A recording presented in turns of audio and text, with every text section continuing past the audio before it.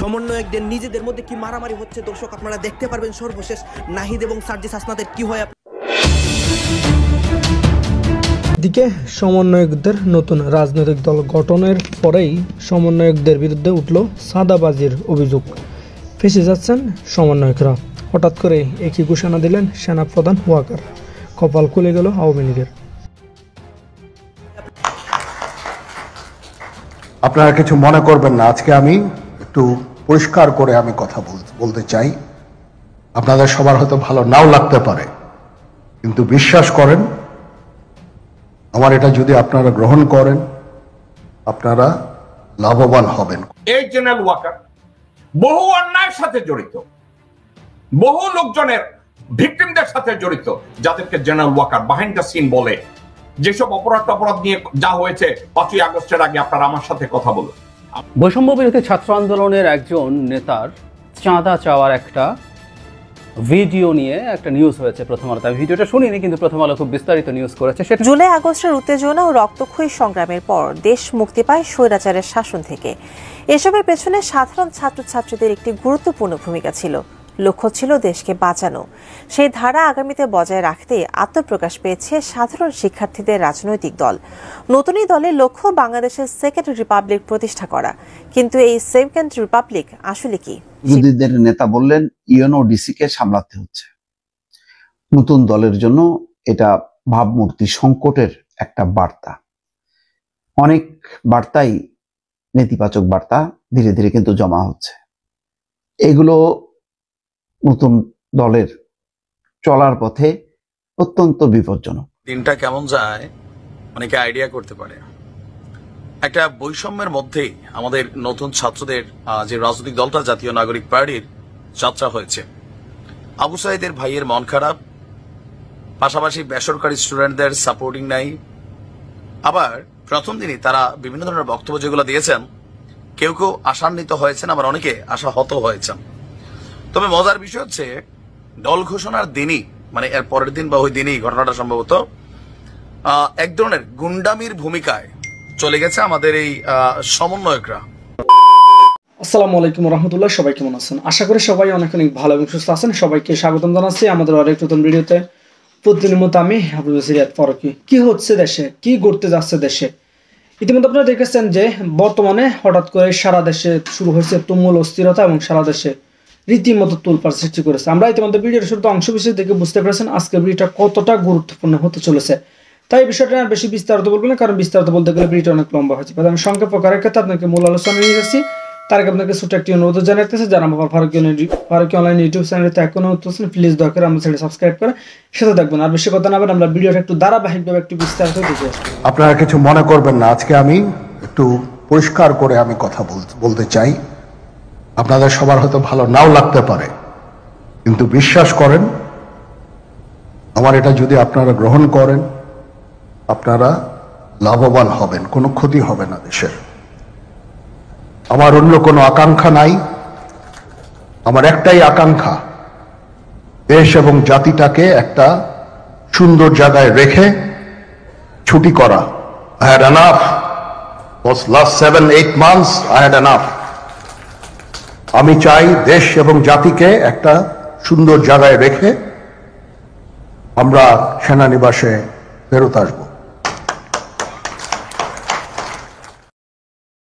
দর্শকবৃন্দ, সাইকোলজি, আপনারা দেশের যে কোনো একজন সাইকিয়াট্রিস্ট যদি কেউ থেকে থাকেন আমার দর্শকদের ভিতরে, আপনারা যে কোনো সাইকোলজিস্টের কাছে জিজ্ঞাসা করেন, সাইকিয়াট্রিস্টের কাছে জিজ্ঞাসা করেন, ওই লোকটাই ঘন ঘন বলে আমাকে বিশ্বাস করেন। যারা মিথ্যাবাদী, যারা ভণ্ডামি করে, তারা কথায় কথায় বলে আমাকে বিশ্বাস করুন। আরেকটা কথা বলছে আপনারা ভালো থাকবেন, এর অর্থ কি জানেন? এই জেনারেল ওয়াকার বহু অন্যায়ের সাথে জড়িত, বহু লোকজনের ভিকটিমদের সাথে জড়িত, যাদেরকে general Waker behind the scene বলে। যেসব অপরাধ নিয়ে যা হয়েছে 5ই আগস্টের আগে আপনারা আমার সাথে কথা বলুন। আমার সাথে যদি আপনারা কথা বলেন তাহলে আপনারা কি চান আপনারা বেনিফিট দেন। অর্থাৎ জেনারেল ওয়াকারের অর্থ হচ্ছে আমার সাথে কাজ করুন, আমি আপনাকে বেনিফিট দেব, shut your mouth, follow me. এটা হচ্ছে জেনারেল ওয়াকারের ভদ্রতা। উনি বলছেন ওনার কোনো অ্যাম্বিশন নাই, ওনার এনাফ। উনি বলছেন আই হ্যাড এনাফ। কেন এনাফ হবে না? 16 বছরে এই জেনারেল ওয়াকার আর্মিতে চষে বেরিয়েছে, আমি হাসিনার বইনের জামাই, আমি হাসিনার বইনের জামাই, আমি লোকজনের যে কোনো সময় যে কিছু করতে পারি। আপনারা সবাই তারেক সিদ্দিকী ওই কুত্তার বাচ্চার কথা ঘন ঘন বলেন, তারেক সিদ্দিকী এই করেছে সেই করেছে। এই জেনারেল ওয়াকার ছিল তারেক সিদ্দিকীর ডান হাত, বাঁ হাত, মধ্য হাত, 2 পা। এই জেনারেল ওয়াকার এমন কোন অপকর্ম নাই আর্মিতে থাকাকালীন প্রত্যেকটা জায়গায় বলেছে, যেখানে আটকে গেছে।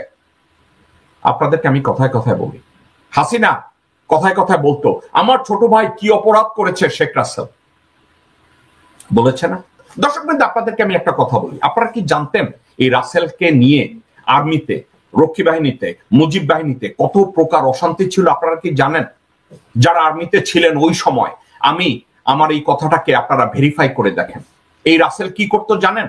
আর্মি কোয়ার্টার গার্ডের সামনে দিয়ে সে যখন যেত, আর্মির কোয়ার্টার গার্ড থেকে কেন তাকে গার্ড অব অনার দেওয়া হয় না, তাকে স্যালুট দেওয়া হয় না, সে গাড়ি থেকে নেমে সোলজারদের লাথি দিত, লোকজনের সাথে চিল্লাইতো এবং বাসায় এসে তার মাকে কমপ্লেইন করত, ওখানে ডিউটিতে যে ছিল তার চাকরি যেত।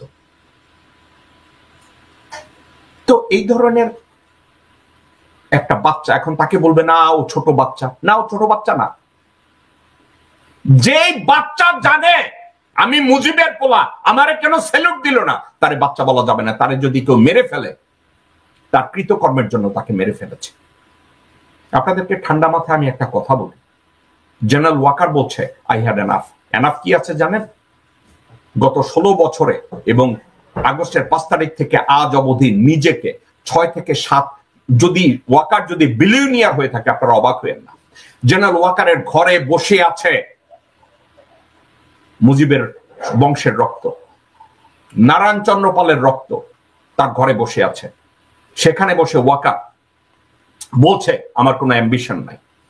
মাদারসান, তোমার মতো অযোগ্য একটা লোক সেনাবাহিনীতে চাকরি করে, এই অযোগ্য লোকটা তুমি ঠেলতে ঠেলতে অনেককে ক্রস করে, তুমি তোমার ব্রিগেড কমান্ডার, তোমার ইউনিট কমান্ডারদেরকে ডিজোবে করে, ডিসিপ্লিন ব্রেক করে, বাংলাদেশের আর্মির রুল ব্রেক করে তুমি আর্মি চিফ হয়েছো। তোমার আর কি অ্যাম্বিশন থাকবে? তুমি তো ভারতের 1 নম্বর দালাল যখন পালিয়ে গেছে, তুমি তো 2 নম্বর দালাল হিসাবে বসে আছো বাংলাদেশে। তোমার আবার অ্যাম্বিশন কি ওয়াকার? আপনার মতো মানুষরা যখন বলে আমার কোনো অ্যাম্বিশন নাই, ওয়াকার আপনি কি আপনার পিছনে তাকিয়ে দেখেছেন? ওয়াকার এই মুহূর্তে আপনার দিকে তাকিয়ে থাকে মানুষ একটা কারণে। কি কারণে তাকিয়ে থাকে? হাসিনা ছিল দালাল নাম্বার 1, আপনি এখন দালাল নাম্বার 2। কারণ হাসিনা সরে যাওয়ার আগে থেকে, জুলাইয়ের লাস্ট উইক থেকে আগস্টের 5 তারিখ পর্যন্ত ভারতের সেনাপ্রধান, ভারতের মিডিয়া, ভারতের পররাষ্ট্রমন্ত্রী, ভারতের পররাষ্ট্র সচিব, প্রত্যেকটা লোক আপনার সাথে কমিউনিকেট করেছে। They had enough proof that you are one of their good. তা আপনি বাংলাদেশের জনগণকে যখন আপনি বলেন আপনাকে বিশ্বাস করতে, why should they? Why should I trust you that you are an impartial player? আপনার তো কোনো ড্রিম নাই বাংলাদেশকে গড়ে তোলার। বাংলাদেশের যদি সাংবিধানিক রাষ্ট্র কখনো হয়, আপনার মতো মানুষকে তো পিষে ফেলা উচিত মাটির সাথে, আপনাকে উলঙ্গ করে ঝুলিয়ে রাখা উচিত। আপনি কেন বলেন আপনার এনাফ হয়েছে 8 মাসে? কেন $1 বিলিয়ন হয়ে গেছে বাইরে? নাকি ইন্ডিয়া আপনাকে সিটিজেনশিপ দিয়ে রেখেছে? কথা বলেন তো, নিজেকে কথা বলেন না আপনার কোনো অ্যাম্বিশন নাই, এ কথা বলেন না আই হ্যাড এনাফ। এই আই হ্যাড এনাফ যদি হয়, একটা কাজ করেন general Waker, resign from your position or stay in the position and tell the commission, আমাকেও যদি কোনো কাজে, কোনো অপরাধ কর্মে সন্দেহ করা হয়, আমাকে যেন ডিপোজ করা হয়, আমাকে যেন ইন্টারভিউ করা হয় নির্ভয়। দর্শকবৃন্দ, আপনাদেরকে আমি একটা কথা বলি, জিয়া রহমান সাহেব হাসান হাফিজুর রহমানকে মুক্তিযুদ্ধের ইতিহাস লিখতে বললেন। হাসান হাফিজুর রহমান জিয়া রহমান সাহেবকে বলল, সাহেব আমাকে এই কাজটা থেকে বাদ দেন। বলছে কেন? বলছে আপনার সম্পর্কে অনেক বিতর্ক আছে, এখন আমাকে আপনি মুক্তিযুদ্ধের ইতিহাস লিখতে বলছেন, তাইলে আমি তো আপনাকে নিয়ে বিতর্কিত কোনো কিছু বললে আপনি তো আমাকে গ্রেফতার করে ফেলবেন, আমাকে তো আবার মেরে ফেলবেন।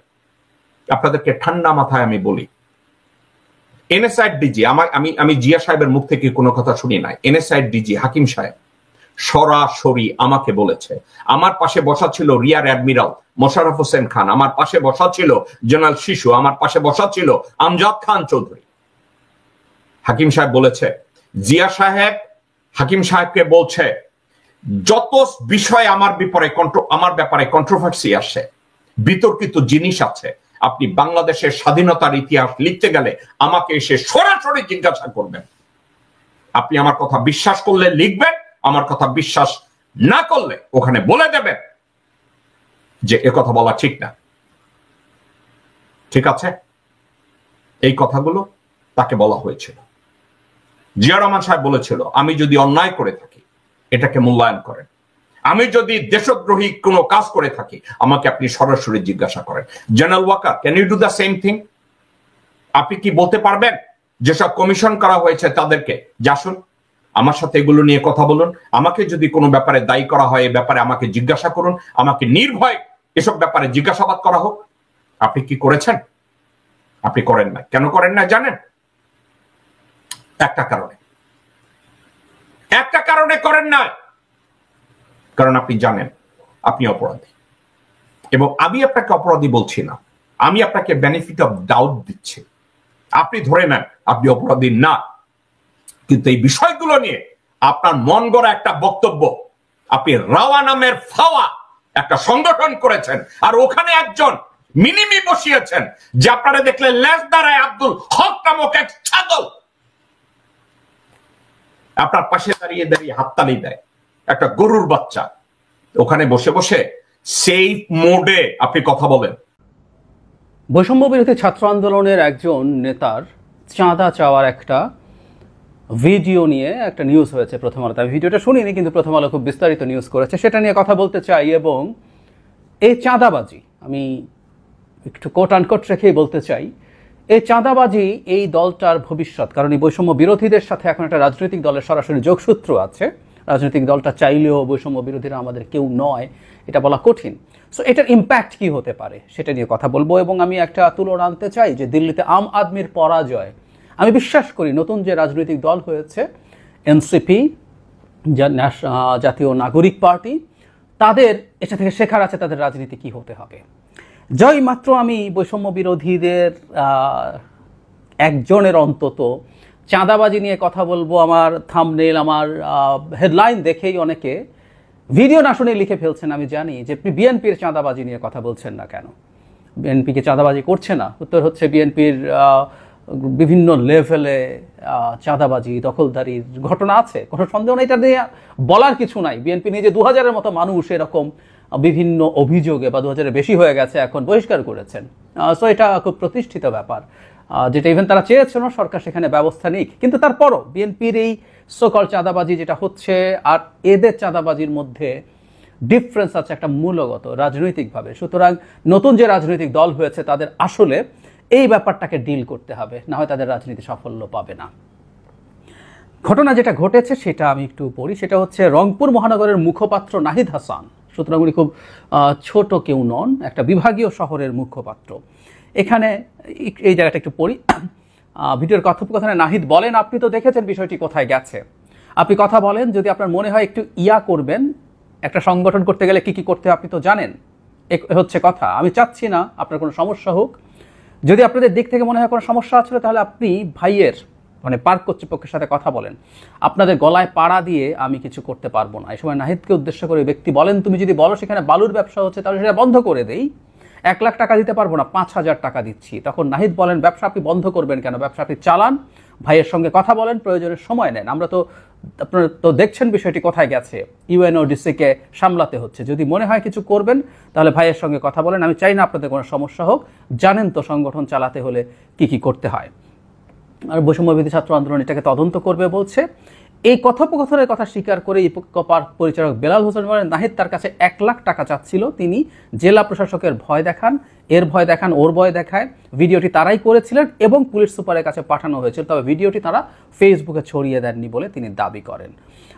এটা তিনি মানে নাহিদ হাসান খন্দকার কথা বলেছেন, তিনি অবৈধ বালু উত্তোলনের খবর পেয়ে সেখানে গিয়েছিল, কারো কাছ থেকে টাকা নেয় নেই ইত্যাদি ইত্যাদি। এটা করে তাকে ফাঁসিয়ে দেওয়ার চেষ্টা হয়েছে, যুবলীগের কথা এনেছেন, এটা তাকে আন্দোলনকে প্রশ্নবিদ্ধ করার চেষ্টা হচ্ছে। মানে অবৈধ বালু উত্তোলনের জন্য উনি গেছেন, আবারও সেই ঘুরে ফিরে একই প্রশ্ন আমি বহুবার করেছি, আপনি যাওয়ার কেউ নন। অবৈধ বালু উত্তোলন হচ্ছে, পুলিশ আছে, আপনি পুলিশকে জানাতে পারেন, সর্বোচ্চ এটা, আপনি ওখানে যাবেন কেন? যেতে পারেন না। এই সব জায়গা থেকে বৈষম্য বিরোধী ছাত্র আন্দোলনকে সরে আসতে হবে। তারা বাংলাদেশকে মবের মুল্লুক বানাতে পারেন না। কেউ কেউ তথাকথিত বিপ্লবের নামে এইদেরকে এইভাবে মাঠে রাখার একটা ভিন্ন উদ্দেশ্য আছে। আমি প্রথম দিন থেকে এটা প্রটেস্ট করেছি। আমি এই আন্দোলনকে এই কথাটা বলতে চাই। এখন ধরুন চাঁদাবাজির এই কথাটা প্রতিষ্ঠিত যদি হয়, এটাতে অডিও আছে এবং এটা চেক করলে জানা যাবে, এবং আমি ধারণা করি এটা সঠিক। কারণ আমাদের পারসেপশন আছে যে বৈষম্য বিরোধী ছাত্র আন্দোলনের বা জাতীয় নাগরিক কমিটির কেউ কেউ, সংখ্যাটা অনেক বেশি তা বলবো না, আবার সংখ্যাটা খুব ছোটও না, নানা ধরনের অনিয়মের সাথে জড়িত হয়ে গেছেন, বিভিন্ন রকম তদবিরবাজিতে জড়িয়েছেন, তারা এই তদবির করে টাকা পয়সা নিচ্ছেন, এই অভিযোগ আছে, চাঁদাবাজির কথা আছে, এগুলো আসলে আছে। প্রায় বলি যে আমরা তো আসলে আকাশে থাকি না, বিদেশে থাকি না, এই দেশে থাকি, এই দেশের মানুষের সাথে থাকি, তাই জানি। এবং অনেক তথ্য এখনও মিডিয়ায় আসেনি, মিডিয়া এখনও অনেক ক্ষেত্রে ছাড় দিচ্ছেন কিংবা মব তৈরির ভয় করছেন। এখন প্রশ্ন হচ্ছে, যখন এই কথা আসবে আমি অবাক হয়ে দেখি যে নতুন রাজনৈতিক দল তৈরি হওয়ার আগে জাতীয় নাগরিক কমিটির সবাই বিএনপিকে টানে। মানে বিএনপিও তো, যেমন তাদেরকে যখন বলা হলো আপনাকে কিংস পার্টি, তারা বলছেন বিএনপিও তো কিংস পার্টি। এগুলো খুব ঠুনকো যুক্তি, খুবই খুবই খুবই মানে ব্যর্থ যুক্তি হবে বলে আমি মনে করি। তারা তাদের ব্যাখ্যাটা একটু চেঞ্জ করবেন। আমি আমার জায়গা থেকে আমার টেকটা জানিয়ে রাখি, কারণ অনেকের কাছে হয়তো বিশ্বাস হবে না যে আমি তাদের রিয়াল ওয়েল উইশার। তাদের সমালোচনা করি অনেক ক্ষেত্রে, আজও করছি, কিন্তু সত্যি ওয়েল উইশার। আমি চাই এই দলটা গড়ে উঠুক, এই দলটা একটা কাউন্টার ফোর্স বিএনপির হয়ে উঠুক। আওয়ামী লীগকে আমি কাউন্টার ফোর্স বিএনপির হওয়া কোনোভাবেই, কারণ আমরা যদি কোনো দল দাঁড়াতে না পারে, কোনো একদিন আওয়ামী লীগ আবার ফেরত আসতে পারে তার কাউন্টার ফোর্সে, সেটা আওয়ামী লীগ নামে বা অন্য কোনো নামে। আওয়ামী লীগ নিষিদ্ধ হলেও সে অন্য কোনো নামে ফিরে আসবে। ইভেন আমি বাংলাদেশে কোনো ধর্মীয় আইডেন্টিটি পলিটিক্সের রাজনৈতিক দলও বিএনপির কাউন্টার ফোর্স হয়ে উঠুক আমি চাই না। আমি একদম সরাসরি বলে দিলাম, এটা নিয়ে আমার স্পষ্ট অবস্থান আছে। আমাকে গালিগালাজ করা আছে, আমাকে হামলা টামলা করা হবে মন্তব্যও পেয়েছি, কিন্তু আমি আমার অবস্থান কখনো লুকাইনি। সো আমি খুব চাই বৈষম্য বিরোধী ছাত্র আন্দোলন আর জাতীয় নাগরিক কমিটি থেকে এসে যারা জাতীয় নাগরিক পার্টি করলেন, এই দলটা বাংলাদেশের বিকল্প, বিএনপির বিকল্প দলটা হোক, এবং তারা এমন দল হিসাবে গড়ে উঠুক তারা জনগণকে সত্যিকার অর্থে স্বপ্ন দেখাতে পারবেন, এবং তাদের এই স্বপ্ন দেখানোটা এত এফেক্টিভ হবে যে বিএনপিকেও চাপে পড়ে অনেক কিছু করতে হবে। সো আমি আমার সাজেশনটা তাদেরকে দিতে চাই, সেটা হচ্ছে এইরকম, মানে বিএনপি চাঁদাবাজি করছে, তাদের ভাষ্য মতো যদি এরকম হয়, তারা অনেক করছে, আমরা একটু অল্প করছি, তাই আমাদেরকে ভোট দিও, এটা আসলে কাজ করবে না। এই রাজনৈতিক দলটা তৈরি হয়েছে কতগুলো স্লোগানকে সামনে এনে। তারাই বলছেন, এগুলো কেউ তাদের উপর ইম্পোজ করেননি। তারা প্রচলিত রাজনৈতিক ব্যবস্থাকে পছন্দ করেন না, ফ্যাসিবাদী ব্যবস্থা, দুর্নীতিপরায়ণ ব্যবস্থা, এবং তারা দাবি করছেন শুধু শেখ হাসিনাকে পতনের জন্য না, পুরো ব্যবস্থা পাল্টে ফেলার জন্যই এই গণঅভ্যুত্থান হয়েছে। আমি এটা আর্গু করি, কিন্তু আমি আজকে সেই আলোচনা সরিয়ে রাখি, আমি তাদের কথাই সঠিক বলে ধরে নিচ্ছি। তাই যদি হয়ে থাকে, তাদের আসলে এটা পরিবর্তনের জন্য তাদেরকে তাদের মতো করে তৈরি করতে হবে। আদারওয়াইজ বিএনপি কি করছে, আওয়ামী লীগ কি করেছে, ওটা দিয়ে তারা আসলে রাজনীতির মাঠে টিকে থাকতে পারবেন না। আপনি মানুষকে যা বলছেন, যে স্বপ্ন দেখাচ্ছেন, সেটার ভিত্তিতেই মানুষ আসলে আপনাকে বিবেচনা করে, আপনাকে ওর সাথে তুলনা করতে যাবে না। বিএনপি কি এদেশের রাজনৈতিক ব্যবস্থা পুরো পাল্টে ফেলার কথা একবারও বলেছে? খেয়াল করবেন, গণঅভ্যুত্থানের পরও বিএনপি পুরনো ব্যবস্থাটা রেখেই তার সংস্কার করে ঠিকঠাক করার কথা হচ্ছে। খুব আমূল কোনো পরিবর্তনের কথা বিএনপি মানুষকে কমিটমেন্ট কিন্তু দিচ্ছে না। এবং বিএনপি এর আগে দুবার ক্ষমতায় ছিল, বিএনপি অনেক সুশাসন দিয়েছে বাংলাদেশের মানুষকে, নট নেসেসারিলি আওয়ামী লীগের তুলনায় ফার বেটার সরকার চালিয়েছে, কিন্তু 2001-06 সালের বিএনপির বিরুদ্ধে নানান দুর্নীতি এবং অব্যবস্থাপনা, মিসম্যানেজমেন্টের, মানে গুড গভর্নেন্স মিসম্যানেজমেন্টের নানান রকম অভিযোগ ছিল। এরপর আওয়ামী লীগ যা করেছে সেই তুলনায় ওটা কিছুই ছিল না, কিন্তু অভিযোগ ছিল। সুতরাং বিএনপি বা আওয়ামী লীগের মতো দল কি করবে, মানুষের এক ধরনের ধারণা আছে। কিন্তু আমরা যেটা বিশ্বাস করি সেটা হচ্ছে একটা গণতান্ত্রিক ব্যবস্থা, একটা নির্বাচন যদি সুষ্ঠুভাবে একটার পর একটা হতে থাকে, তাহলে এই অবস্থা মানে পরিবর্তিত হয়, অবস্থা পাল্টে যেতে বাধ্য। এটা আমরা বিশ্বাস করি, এভাবেই বলি। কিন্তু এই দলটা যখন, তাকেও ঠিক ওইভাবে আসলে বিবেচনা করবে। আমি আম আদমির কথা কেন বলছিলাম? দিল্লিতে আম আদমি পরাজিত হয়েছে, যে আম আদমি বিশাল ব্যবধানে বিজেপির মতো ভারতের সর্বজয়ী বিজেপিকে ধরাশায়ী করেছে, সেটা এবার হেরে গেল, বেশ বাজেভাবে হারলো বলা যায়। কেন? নানা রকম অ্যানালিসিস আছে। প্রধান কারণ আমার কাছে যেটা মনে হয় সেটা হচ্ছে, এবং অনেকেই ভারতের অনেক বিশ্লেষকও সেটাই বলছেন, যে আম আদমি যে প্রতিশ্রুতি দিয়েছিল সেই প্রতিশ্রুতিতে সমস্যা হয়েছে। আম আদমির খুব গুরুত্বপূর্ণ প্রতিশ্রুতি ছিল দুর্নীতিমুক্ত সুশাসন ভিত্তিক একটা সরকার তৈরি করা। মানে উনি আইডেন্টিটি পলিটিক্সের, আমি কেজরিওয়ালের রাজনীতিকে খুব স্ট্রংলি একটা সময় সাপোর্ট করেছি একটা জায়গায়, সেটা হচ্ছে ভারতে যখন আইডেন্টিটি পলিটিক্সের জয়কার, তখনও আম আদমি, কেজরিওয়াল আইডেন্টিটি পলিটিক্সের জোয়ারে ভেসে যাননি। তিনি ওয়েলফেয়ারের কথা বলেছেন, মানুষের সার্ভিস দেওয়ার কথা বলেছেন, এবং সেটা দিয়ে জিতেছেন। খুবই চমৎকার ব্যাপার ছিল। কিন্তু যখনই সেই জায়গাটায় সমস্যা হলো, মানুষ কিন্তু ধাক্কা খেয়েছেন। আমরা নিশ্চয়ই জানি যে এই ভদ্রলোকের উত্থান হয়েছিল। উনি এর আগেও পরিচিত মানুষ ছিলেন, উনি সরকারি চাকরি করতেন, ছেড়ে দিয়ে তিনি একটা এনজিও তৈরি করেছিলেন। বস্তিবাসীদের জন্য তার গুরুত্বপূর্ণ অবদান আছে, মানুষ চিনত। কিন্তু তাকে অনেক বেশি পরিচিত করে তোলে আন্না হাজারের যে দুর্নীতি বিরোধী মুভমেন্ট, সেখানে থাকা। সো উনি দুর্নীতির বিরুদ্ধে আজান দিয়ে নেমেছিলেন, ঝাড়ু প্রতীক করেছেন, ছেটিয়ে সব ময়লা দূর করবেন। কিন্তু গতবার এসে দেখা গেল যে তিনি এবং তার দলের বেশ কয়েকজন আবগারি যে শুল্ক সেটার নিয়ম নিয়ে দুর্নীতির অভিযোগে অভিযুক্ত হয়েছিলেন, এবং তারা গ্রেফতারও হয়েছিলেন। এবং সেই অভিযোগটাকে নিপীড়ন হিসেবে না, মানুষের কাছে এটা ক্রেডিবল মনে হয়েছিল। নট অনলি দ্যাট, বিভিন্ন জায়গায় দুর্নীতির নানান রকম অভিযোগ। তার অনেকগুলো সোশ্যাল সার্ভিস ভিত্তিক কাজ আছে, যেমন ধরুন উনি বিভিন্ন পাড়ায় পাড়ায় রীতিমতো ক্লিনিক নিয়ে গেছেন, সেগুলোতেও দুর্নীতির অভিযোগ শুরু হয়েছে। সো ওনার দুর্নীতি, উনি আর ওই জায়গায় নেই, সেইখান থেকে উনি সরে এসছেন, এই পারসেপশন তৈরি হয়েছে। শুধু তাই না, তিনি একটা বিলাসিতা করেছিলেন। তিনি দিল্লির মুখ্যমন্ত্রীর যে বাসভবন, সেটা বহু টাকায় রেনোভেট করেছেন। ইটালিয়ান মার্বেল দিয়ে পুরো ফ্লোর নতুন করে গেছেন, ওনারা নাকি ইলেকট্রনিকলি কন্ট্রোলড কার্টেন লাগিয়েছেন। সেটা কথা না, জরুরি কথা হচ্ছে এগুলো করা হয়েছিল 2020 সালে কোভিডের সময়, যখন সারা ভারত সংকটে আছে, আর্থিক অবস্থার মধ্যে, খারাপ অবস্থার মধ্যে দিয়ে যাচ্ছে, তখন তিনি রেনোভেট করছেন এবং উনি বিলাসী জীবনযাপন বেছে নিচ্ছেন। এটা ইভেন পরে হলেও আম আদমির এবং বিশেষ করে জনাব কেজরিওয়ালের যে পারসেপশন, সেটাই আসলে আঘাত করেছে। সো দুর্নীতিকে দূর করা, সুশাসন নিশ্চিত করা যার প্রধান দায়িত্ব বলে উনি নিয়েছেন।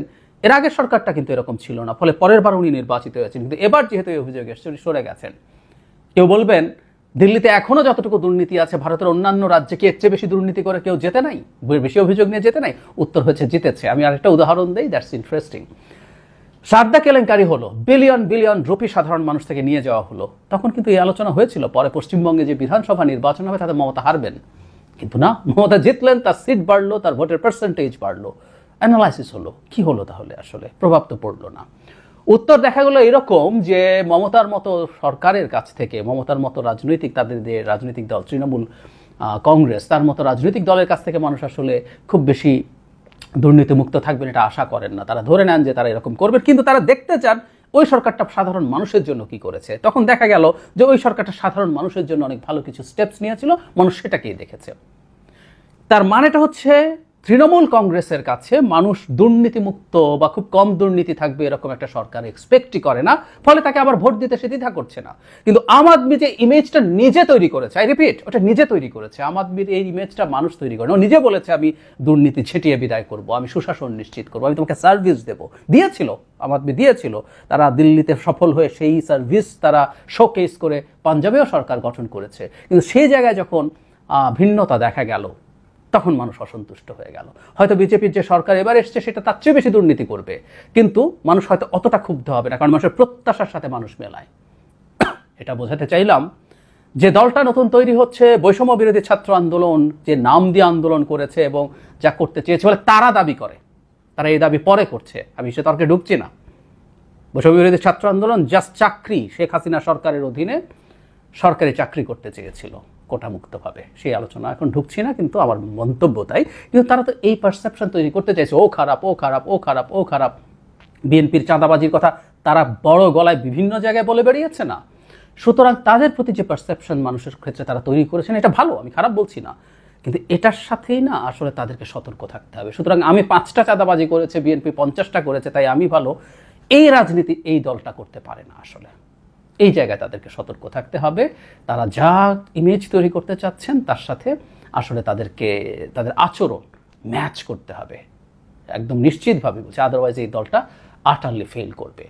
তারা যেরকম ওয়েলফেয়ারের কথা বলছেন, যেভাবে দেশ গড়তে চাইছেন, সেটার সাথে যদি তারা ম্যাচ করে চলতে পারেন, এটা দুর্দান্ত হবে। এটা দুর্দান্ত হবে, তাদের জন্য ভালো হবে, তার এই চাপটা তৈরি হবে বিএনপির ওপরে এবং অন্যান্য দলের ওপরে।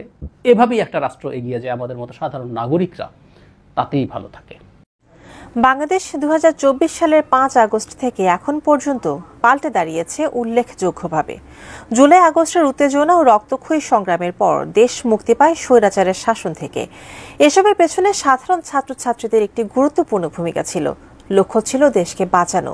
সেই ধারা আগামীতে বজায় রাখতে আত্মপ্রকাশ পেয়েছে সাধারণ শিক্ষার্থীদের রাজনৈতিক দল। নতুন এই দলের লক্ষ্য বাংলাদেশের সেকেন্ড রিপাবলিক প্রতিষ্ঠা করা। কিন্তু এই সেকেন্ড রিপাবলিক আসলে কি, সে বিষয়ে বিস্তারিত জানাচ্ছেন ইশতিয়াক হোসেন।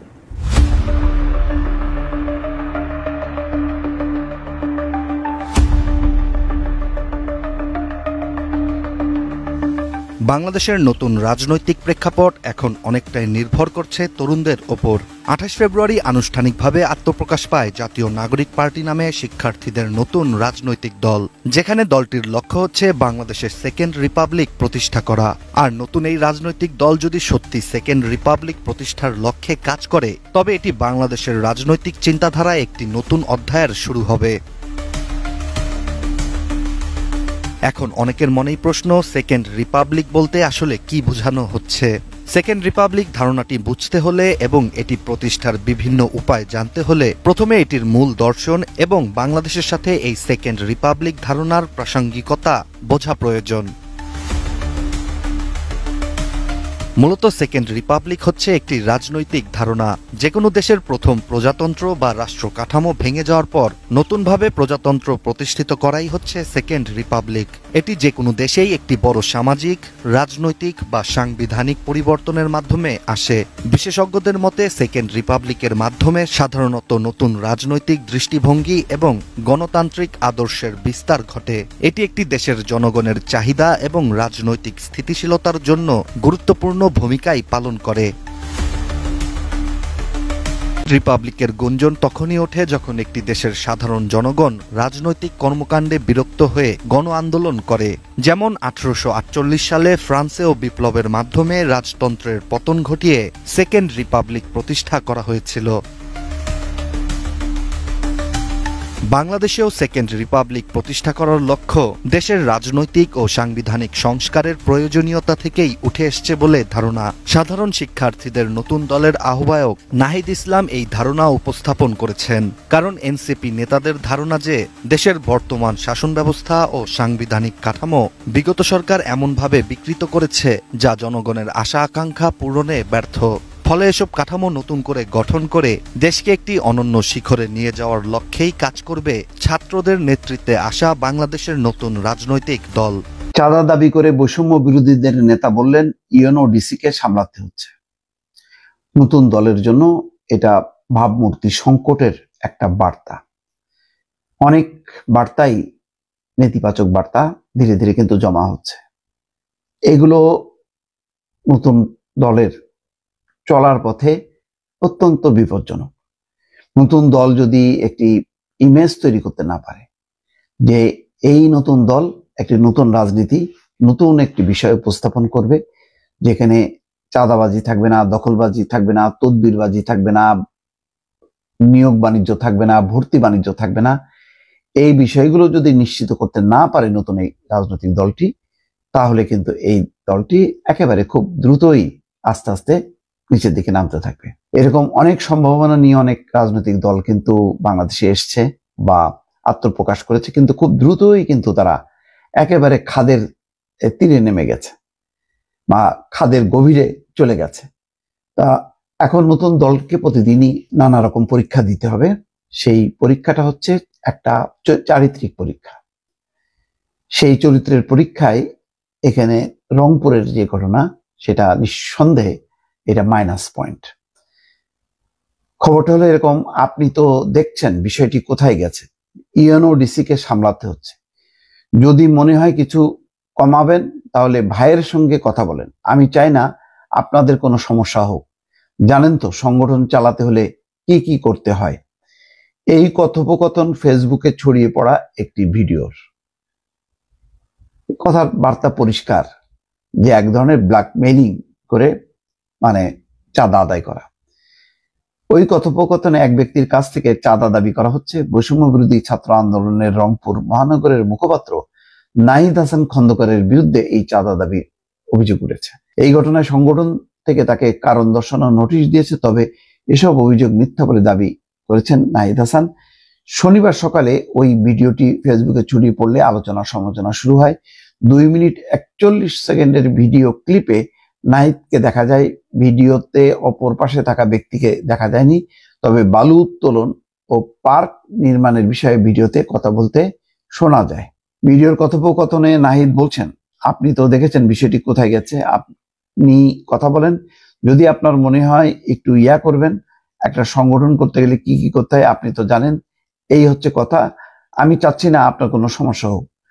যদি আপনার দিক থেকে মনে হয় কোনো সমস্যা হচ্ছে তাহলে আপনি ভাইয়ের সাথে কথা বলেন, অর্থাৎ পার্ক কর্তৃপক্ষ। আপনাদের গলায় পাড়া দিয়ে আমি কিছু করতে পারবো না। এই সময় নাহিদকে উদ্দেশ্য করে ওই ব্যক্তি বলেন, তুমি যদি বলো সেখানে বালু ব্যবসা হচ্ছে তাহলে সেটা বন্ধ করে দেই। 1 লাখ টাকা দিতে পারবো না, 5,000 টাকা দিচ্ছি। তখন নাহিদ বলেন, ব্যবসা আপনি বন্ধ করবেন কেন? ব্যবসা আপনি চালান, ভাইয়ের সঙ্গে কথা বলেন, প্রয়োজনে সময় নেন। আপনি তো দেখেছেন বিষয়টি কোথায় গেছে। ইউএনওডিসি কে সামলাতে হচ্ছে। যদি মনে হয় কিছু কমাবেন তাহলে ভাইয়ের সঙ্গে কথা বলেন। আমি চাই না আপনাদের কোনো সমস্যা হোক। জানেন তো সংগঠন চালাতে হলে কি কি করতে হয়। যাক, বৈষম্য বিরোধী ছাত্র আন্দোলনের রংপুরের কয়েকজন নেতা ও স্থানীয় একাধিক সূত্রে জানা গেছে, ভিডিও ওই কথোপকথনের ঘটনা 1 সপ্তাহ আগের রংপুর নগরের হাজিরহাট এলাকায় একটি ইকো পার্কের নামে অবৈধভাবে বালু তোলাকে কেন্দ্র করে এই ঘটনা ঘটে। কথোপকথনের কথা স্বীকার করে ইকো পার্ক পরিচালক বেলাল হোসেন বলেন, নাহিদ তার কাছ থেকে 1 লাখ টাকা চাচ্ছিল। তিনি জেলা প্রশাসকের ভয় দেখান, এর ভয় দেখান, ওর ভয় দেখায়। ভিডিওটি তারাই করেছিলেন এবং পুলিশ সুপারের কাছে পাঠানো হয়েছিল। তবে ভিডিওটি তারা ফেসবুকে ছড়িয়ে দেননি এমন দাবি বেলালের। দেখ, এই বিষয়টা পরিষ্কার। এগুলি বুঝতে কোনো বিজ্ঞানী হওয়ার দরকার নেই, গবেষক হওয়ার দরকার নেই, বা গোয়েন্দা ভিত্তি করারও দরকার নেই। এই ঘটনাগুলো এখন প্রতিদিন কিন্তু এই ছাত্রদের দল, তারা কি আসলে প্রশাসনকে ব্যবহার করছে, প্রশাসনের উপর চাপ প্রয়োগ করছে? প্রশাসনের সাথে তাদের সম্পর্কটা কি? নৈতিক?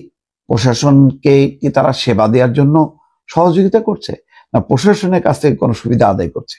এই বিষয়গুলো নিয়ে কিন্তু সর্বত্র আলোচনা হচ্ছে। সুতরাং সাধু সাবধান। বলা হয়ে থাকে যে সকালে সূর্য দেখলে মোটামুটি দিনটা কেমন যায় অনেকে আইডিয়া করতে পারে। একটা বৈষম্যের মধ্যেই আমাদের নতুন ছাত্রদের যে রাজনৈতিক দলটা জাতীয় নাগরিক পার্টির যাত্রা হয়েছে। আবু সাইদের ভাইয়ের মন খারাপ, পাশাপাশি বেসরকারি স্টুডেন্টদের সাপোর্টিং নাই। আবার প্রথম দিনই তারা বিভিন্ন ধরনের বক্তব্য যেগুলো দিয়েছেন, কেউ কেউ আশান্বিত হয়েছেন, আবার অনেকে আশাহত হয়েছেন। তবে মজার বিষয় হচ্ছে দল ঘোষণার দিনই, এর পরের দিন বা ওই দিনই ঘটনাটা সম্ভবত এক ধরনের গুন্ডামির ভূমিকায় চলে গেছে আমাদের এই সমন্বয়করা। না, যাদেরকে টেলিভিশনে দেখেন মূল লিডার তারা না, তাদের যারা অনুসারী আছেন সমন্বয়ক। এই শব্দটা আস্তে আস্তে বিভিন্ন রকমের কালিমা এটাতে লেগে যাচ্ছে। আজকে আমরা যেটা নিউজটা, সিরাজগঞ্জের তারাশে আপনার খাবার হোটেল ও মুদি দোকান ভাঙচুরের অভিযোগে আটকের পর 3 সমন্বয়ককে জরিমানা এবং মুচলেকায় ছেড়ে দেওয়া হয়েছে। নাটোর বনপাড়া মহাসড়কের খালকুলা বাজারে এই ঘটনা ঘটে। ঘটনার প্রেক্ষাপট কি, আপনার আশা হোটেল এবং রেস্টুরেন্টের মালিক জনাব আলী আশরাফ, ওনার বক্তব্য, শুক্রবার সকাল 11টার দিকে ঢাকায় নতুন দলের আত্মপ্রকাশ অনুষ্ঠানে যাওয়ার পথে নাটোর থেকে আসছিল 3টি ছাত্র জনতার বাস। আর এই বাসগুলা তার হোটেলের সামনে থামানো হয়। এ সময় হোটেলের অভ্যন্তরে তারা প্রবেশ করে দোকানে কেক কেনা নিয়ে তর্ক বিতর্কে জড়িত হয় দোকান এবং কর্মচারীদের সাথে। এক পর্যায়ে তারা তার কর্মচারীদের উপর গায়ে হাত তোলে।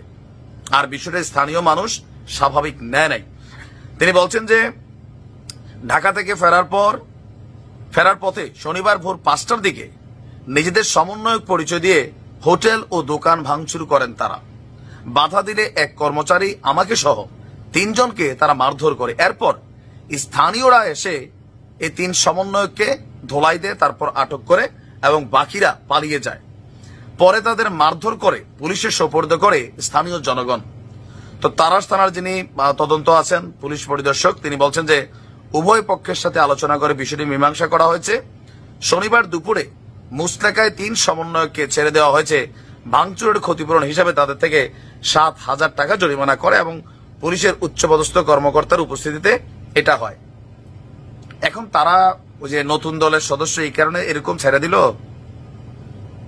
শুরু হয়ে গেছে দলের মাত্র আত্মপ্রকাশ ঘটছে। এদিনে আইসা দোকান টোকান ভাঙচুর, গুন্ডামি, পুরো ছাত্রলীগ ক্যারেক্টার ঢুকে গেল। দেখেন, আমি একটা কথা আগেই বলে রাখি, কেন জানি না, কারণ এই সমন্বয়কদের মধ্যে মেইন যারা একদম মূলে যারা আছেন তারাই দলটাকে কন্ট্রোল করতে পারবে আমার মনে হয় না। কেন মনে হয় না? হয়তো যতক্ষণ ইউনূস ক্ষমতায় আছেন নানান সুযোগ সুবিধা এরা পাবে, কিন্তু এই অন্তর্বর্তী সরকার চলে গেলে রাস্তাঘাটে এরা দাঁড়াতেও পারবে না।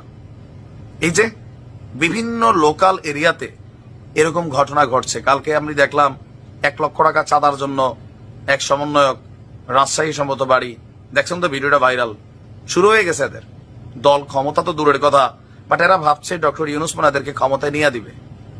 পদত্যাগ করছে নাহিদ, উপদেষ্টা বলতেছে, প্রেস সচিব বলতেছে প্রধানমন্ত্রী হবে। তো এদের কাছে মনে হয় একটা সেটআপ টেটআপ আছে নাকি আসলে আমি নিজেও বুঝি না। যে দলটা ঘোষণা হইলো, জনগণের উপস্থিতি দেখলাম না আমরা ওই রকম একটা নির্দিষ্ট লেভেল, তাও আবার কিছু আসছে সরকারি বাস টাস দিয়া, ডিসিরা বাস টাস দিয়া দিছে ফ্রিতে, এটা নিয়ে আবার মার্কেটে তোলপাড়। তো এগুলা কইরা বুঝি মানুষের কাছে এরা জায়গা পাবে। আবু সাইদের পরিবারের সাথে যেই অন্যায়টা করছে এটা আমার কাছে কোনোভাবেই গ্রহণ করার মতো হয় নাই। সাইদরে বেঁচেই তো আজকে তারা উপদেষ্টা। সোজা বাংলায় আমি যদি বলি, আপনারা বলা থাকে না যে স্বাধীনতা অর্জন হচ্ছে রক্ষা করা কঠিন, যে কোনো কিছু কিনা ফেলা যায়, মানে গইরা ফেলা যায়, কিন্তু এটারে ধৈর্য রাখা কঠিন। সতর্ক হতে হবে। এখন এদের বিরুদ্ধে এদেরই দল কি ব্যবস্থা নেয় আমরা সেটা দেখতে চাই। আগে তো বলতো যে রাজনীতিবিদরা এটা সেটা এটা সেটা, তো এদের 3 জনের বিরুদ্ধে এরা কি থানায় মামলা করাবে? বহিষ্কার সাময়িক এগুলো আওয়ামী লীগও করছে, বিএনপিও করে। বিএনপি এক লুটেরার থেকে আরেক লুটেরার হাতে যাবে না, তো এখন নিজেরাই তো লুটেরার ভূমিকা চলে গেছে কিছু কিছু জায়গায়। কথা বলার মতন যোগ্যতার থাকবে না। দেখেন, শক্ত সমালোচনা করতে হবে, তো আপনারা সোজা হবেন না। আমাদের কাজ হচ্ছে সমালোচনা করা সার্বজনীন। দর্শক, ইতিমধ্যে আপনারা সবাই দেখেছেন, ভিডিওটি দেখে আপনার মতামত অবশ্যই কমেন্ট করে জানাবেন। আমরা চেষ্টা করি সারা দেশে যে পরিস্থিতি চলতেছে তারই ধারাবাহিকতা যে ভিডিওগুলো সামাজিক যোগাযোগ মাধ্যমে আমরা পাই সেগুলো আপনার মাঝে বিভিন্নভাবে মানে তুলে ধরার চেষ্টা করি। এখানে আমাদের ব্যক্তিগত কোনো মতামত নাই। অবশ্যই ভালো লাগবে, অবশ্যই শেয়ার করে দেবেন। চ্যানেল নতুন থেকে চ্যানেল সাবস্ক্রাইব করে সাথে থাকবেন। এরকম চলা করতে সবার আগে পেতে। ধন্যবাদ সবাইকে। আল্লাহ।